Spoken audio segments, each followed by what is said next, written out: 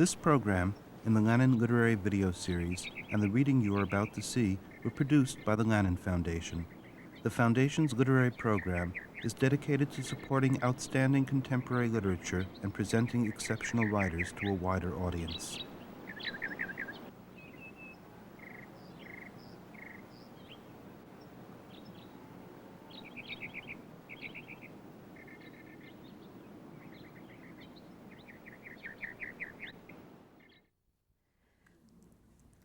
Jack, when asked how he became a poet, the Irish poet Patrick Kavanagh replied something to the effect that you dabble in verse and find it has become your life. How did you become a poet? Was it gradual over a period of years, or did you have an early, intense sense of vocation? I didn't intend to become a poet. I was going to be a novelist. So I met Jerry Stern and a friend of ours named Dick Hazley in college. And you know how young guys are. They were doing poetry, so I was going to show them for 6 months, and I go back to nothing very admirable. A lot of vanity, probably. That's not a very good answer, but it's the truth. Anyone who knows your work can see that your life has been a wonderful and powerful resource to your poetry, but this isn't true for all American poets. And I'm wondering, at what point in your development as a poet did you realize that your life would be available to your work? Never. In that way? Never? No, I just never thought that. It was like people say, well, you're going around living a colorful life. It really never occurs to me. I live my life because I want to live my life. I write my poetry because I want to write my poetry. I'm not going to farm my heart. That's a terrible idea, that you go off to have adventures so you can make books out of them. Now, I've been in my poems partially. I'll tell you something that's interesting. If you look, there are very few poems that are about me. I'm in the poems, but they're really about what's happening. Not what's happening, but what's the importance of what's happening, what is, I hope, discovered in what's happening. The other part is I think of it as a kind of witnessing.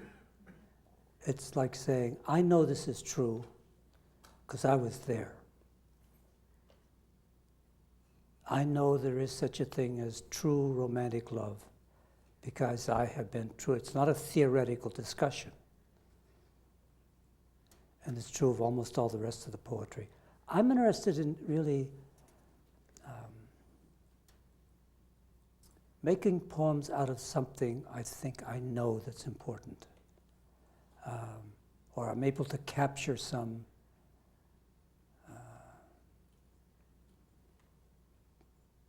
nuance or color of something.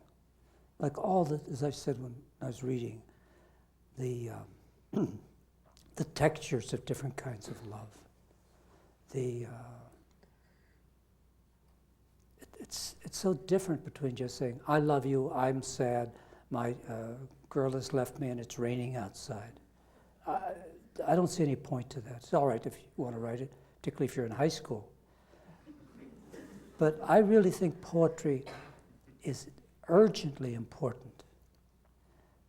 Not as an entertainment, not because it's beautiful and it uses rhymes well, but it's one of the very few things we have to make what's important visible.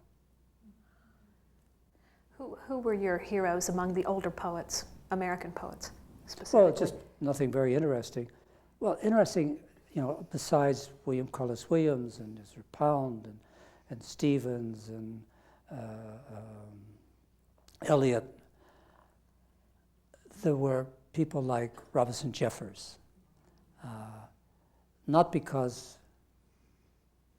Certainly not because of his politics, but because of the scale of his poetry, the impulse to find largeness. You have to understand, growing up in Pittsburgh, it was a tough place to grow up. But it was, to me, an enormously helpful place to grow up, because it is such a scale of the heroic, the major, it's full of, it's not that Pittsburgh anymore, but it was filled with great girders of iron and with starry black paint on it and rivets in it, and the rivers were, godlike in their power and scope. I guess one of the things I'm most interested in is magnitude. In terms of love, I want love to be more than I can manage. I don't mean thrill or just lust. I'm happy to have lust. But it's like, I was always fascinated by the fact that the God and the devil might be wrestling for my soul. I mean, that's just stunning. I don't mean out of vanity, but I mean out of the size of that thought. And love was like that for me, and I always was like this. When I was like 14, I used to make lists of what I wanted out of my life. And I used to pray, like, don't let me die before I've fallen in love. I understand I have to die. I understand you have to give me cancer, but don't let me die of virgin. That was truly important to me. You're typically described by critics as a love poet, but more recently, you're beginning quite frequently to be described by critics as a religious poet. And it seems to me those two great themes are very related in your work. Is there a relation in your aesthetic between the religious and the love? Well, they're so close to each other. If you look at the history of religious poetry and Gregorian chants or things, much of it is the vocabulary of romantic poetry. And if you're trying to talk, it's hard to talk because we don't have a language for it, but if you're trying to talk about serious, the erotic seriously, and love seriously, so often you're forced back to the language of religion. It's the only other thing that has that. If you could change everything in the world into wooden blocks of different shapes, according to the nature of each, you could put everything in the world, all the blocks in the world, over on one side of this stage. And over on this side, you'd have the blocks of sex. I mean, sex in the sense of bodily, romantic love and God. And if you wanted to cheat a little, maybe music. Because they're distinct. They're not like better than those blocks over there, more than the orange blocks over there. They're more oranger. It's not like that. There's nothing that I've ever found that's like those things. Is erotic love or romantic love divine love for you?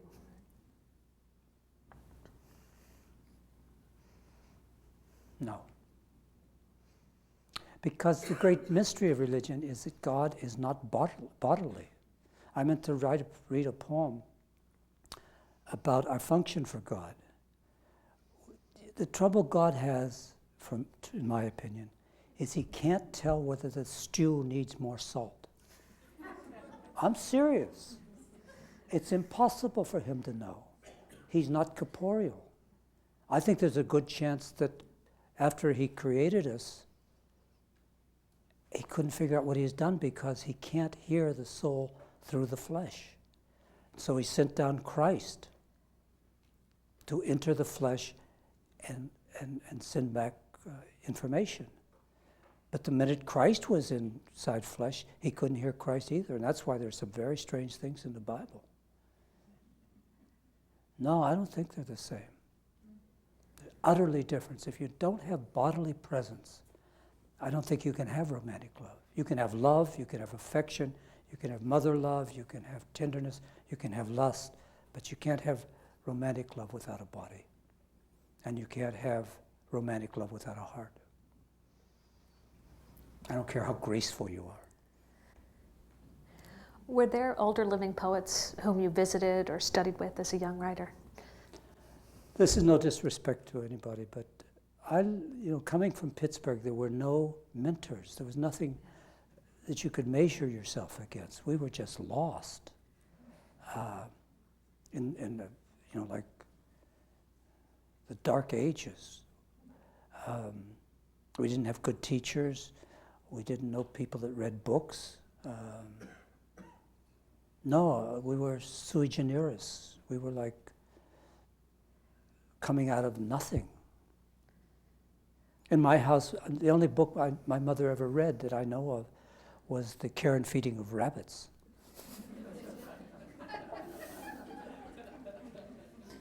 My father couldn't read. He was dyslexic, a remarkable guy. He was like a mythic figure, but not big on books or talking about Simenon or the nature of Christ. He just wasn't that kind of guy.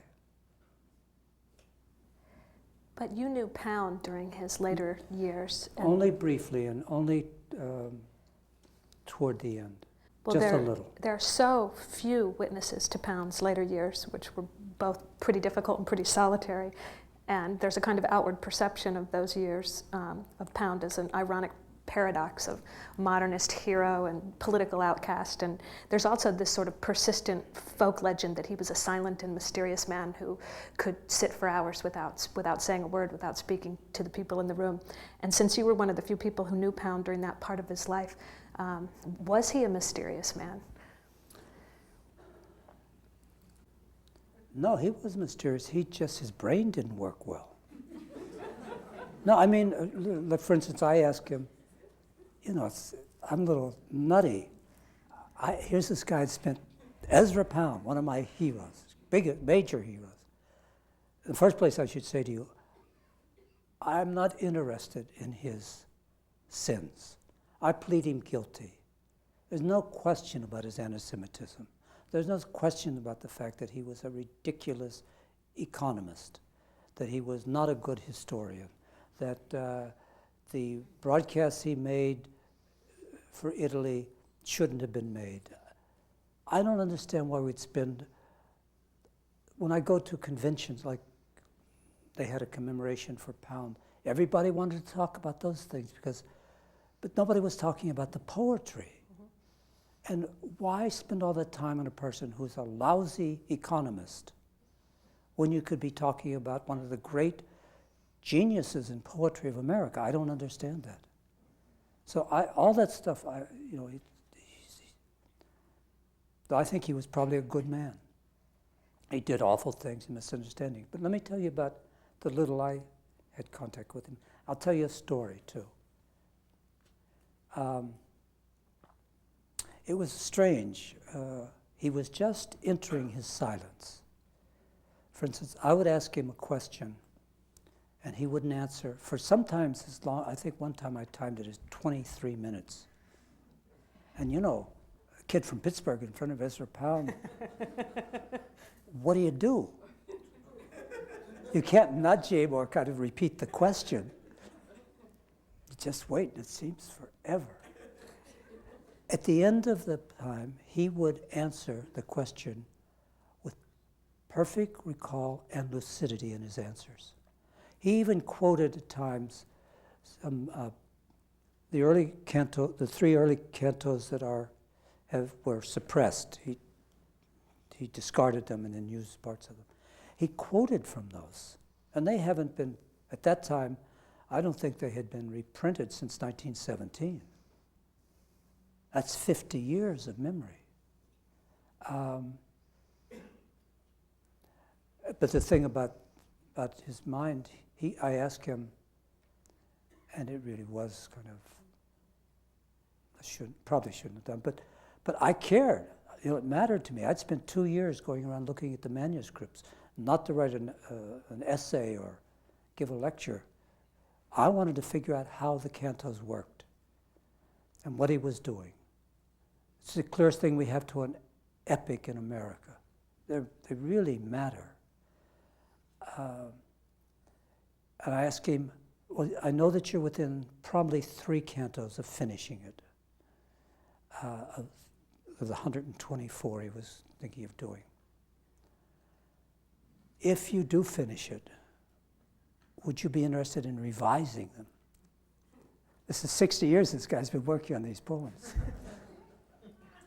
And he said, if I can hold my mind together enough, I would. And he said, because they really are not kind to the reader. They're too difficult. There was a lot of sweetness in him. You've said that he was a hero. Was he an influence as well No. on your work? I asked him, do you think that the young people will continue the canto tradition? And he said no. He said he thought that what he'd given them was the ability to put their world, the 20th century world, into their poetry, but they wouldn't write. I've been, over the last couple of years, been trying to find a way to use the canto technique. He's been, he started out with an idea. All you have to do is have like a grab bag and just throw stuff in, but he tried for 60 years to find a way that would hold them together. I'd like to try to understand that, because I'm very much interested in how to think in poetry like poetry thinks. Not like the people that write learned poetry or poetry that quotes a lot of stuff from history and things. Those are just essays disguised as poetry as far as I'm concerned. I am very much interested in thinking in poetry, but as poetry. And that was the big effect on me from Pound. That and his audacity to try to, he says, if you ever read his letters, he set out to make a major poem. Even though he had a lot of argument with Whitman, he wanted to make his Leaves of Grass.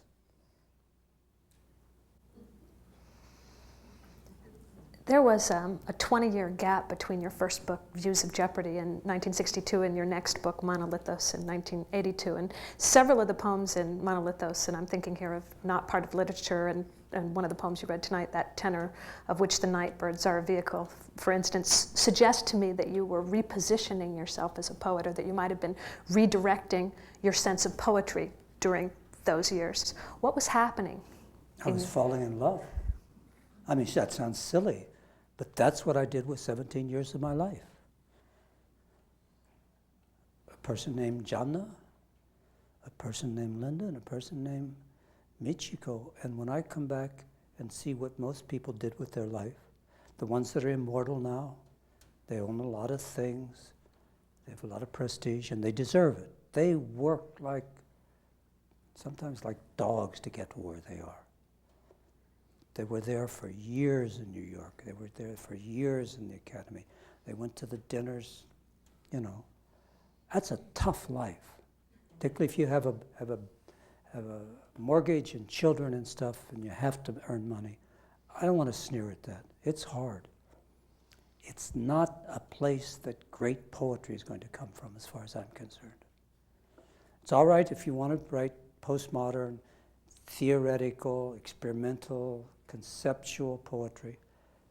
You should be allowed, but it's never going to get to be great poetry. You're not going to get the Tempest out of that kind of attitude. You're not going to get the Commedia out of that kind of material.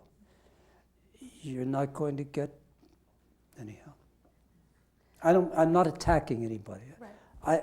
When you say positioning myself, I wasn't worried about what they did. They were getting what they wanted. They were doing what they wanted. And to tell you the truth, I wasn't even paying attention. I was really living a life, in my opinion, I was blessed. When I look back on those 17 years of not sending out any poems, after I won the Yale and the Guggenheim and those things, And after I was in, as I said to you, Teen Magazine. Jack Gilbert, thank you for a wonderful reading and intensely interesting conversation. Thank you.